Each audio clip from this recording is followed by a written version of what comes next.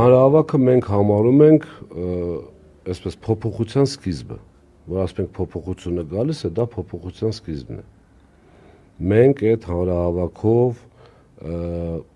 ներկայացնելու ենք որպես արդեն իշխանության եկող ուժ մեր, այսպես ասած, վերջնական, ոնց ասեմ ճիշտ լինի, վերջին ռազմին կան է, այսպես ասած, եւ ծրագրային առումով, եւ մեր համակիրների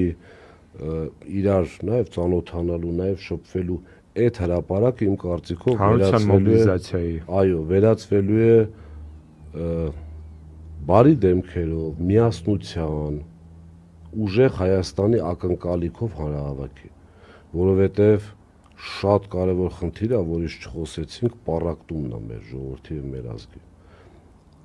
Այս պառակտումն էլ է ինձ տալիս համոզմունք, որ